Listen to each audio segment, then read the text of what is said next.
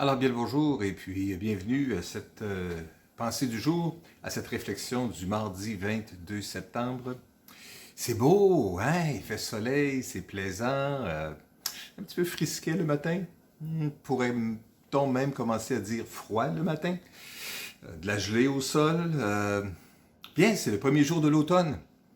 Alors, c'est normal que c'est un petit peu frais la nuit, c'est normal que peut-être il fasse beau la journée aussi, et on va pouvoir profiter des belles couleurs que les journées peuvent nous donner avec le changement de couleur des feuilles et tout ça.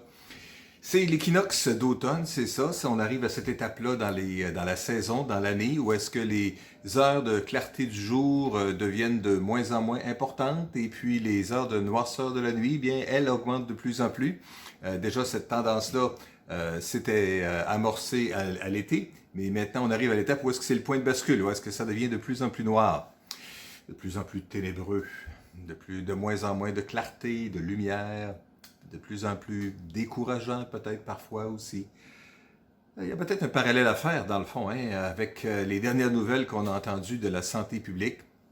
Notre situation avec la COVID au Québec, ça empire, on s'enfonce.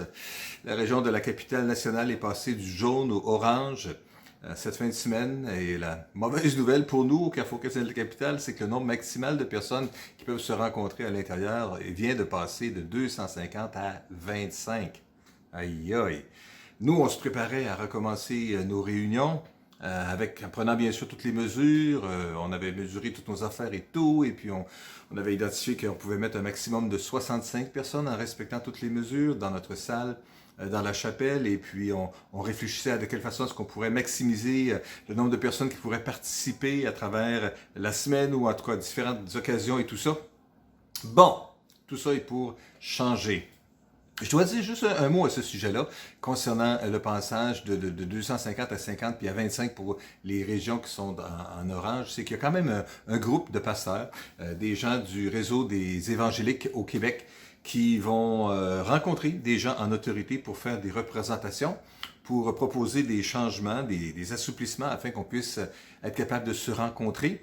Alors, j'aimerais juste, d'abord, dans un premier temps, ce matin, vous inviter à prier à ce sujet-là. Tu sais, la Bible nous dit dans 1er Timothée, chapitre 2, puisque aujourd'hui, on commence à lire dans 1er Timothée, chapitre 1. Mais dans le chapitre 2, tout de suite après, le premier verset du chapitre 2 dit maintenant, j'exhorte les gens en tout premier lieu, en première chose, à prier pour les gens qui sont en autorité. Dans 1er Timothée, chapitre 2, verset 2, priez pour ceux qui sont au pouvoir. Alors, je veux juste vous encourager à prier que Dieu puisse diriger ces personnes qui vont rencontrer ces gens-là en autorité, que ça puisse être des rencontres qui seront fructueuses, qui pourront porter du fruit et qui pourront bien sûr amener des changements pour qu'on puisse être capable de se réunir. Mais ce que je veux dire aussi à vous, mes amis, ce matin, c'est que même si la situation semble s'empirer, il y a de l'espoir. Parce qu'on le sait, on ne s'enfoncera pas pour toujours. Ce qu'on sait, c'est que la longueur du jour ne diminuera pas pour toujours, éternellement. À un moment donné, il y aura une période de l'année où est-ce que les journées vont arrêter de diminuer ou que la nuit va arrêter de s'allonger puis que la situation va s'inverser. Ben oui, après un automne, il y a un hiver, puis après l'hiver, il y a un printemps. Et au printemps, les journées s'allongent de plus en plus. C'est ça. En fait, la journée, on le sait déjà, c'est le 21 décembre 2020 qu'il y aura le solstice d'hiver où est-ce que la situation va s'inverser et qu'à partir de ce moment-là, la nuit va cesser de s'allonger et va commencer à rapetisser et puis les journées de la clarté vont continuer à augmenter. Tout ça pour dire que on peut avoir confiance que les choses vont s'améliorer. L'apôtre Paul, lorsqu'il écrit à Timothée dans le chapitre 1, au verset 17, il cite un cantique sans aucun doute que l'Église primitive chantait et que nous, au Carrefour Chrétien de la capitale, on chantait aussi, il n'y a pas si longtemps que ça. Au roi éternel, immortel, invisible, au seul Dieu, soit honneur et gloire pour l'éternité. Amen. Le roi éternel, le roi de l'éternité, le roi des siècles, comme on chantait selon la traduction de Louis II. Immortel, invisible, mais un roi qui ne change pas, qui demeure puissant, qui demeure capable, qui continue à influencer. Le Dieu de l'univers, le Dieu qui a créé les saisons, qui a créé tous ces changements-là que nous voyons, c'est le Dieu de l'univers, c'est le Tout-Puissant, c'est notre Dieu, et c'est lui que nous devons honorer, c'est à lui que nous devons donner la gloire, et nous devons le faire pour l'éternité. Amen et Amen. C'est ce que l'apôtre Paul dit et c'est ce qu'on devrait faire nous autres aussi. au roi des siècles. Alors, un passage à méditer, à réfléchir, à chérir dans notre cœur, et qui sait, peut-être même à fredonner aujourd'hui. Roi des siècles, immortel, invisible, seul Dieu soit honneur et gloire au siècle des siècles. Amen. Et Amen. Prions ensemble. Seigneur, je veux te remercier pour ce moment que je peux passer avec mes frères et mes sœurs aujourd'hui.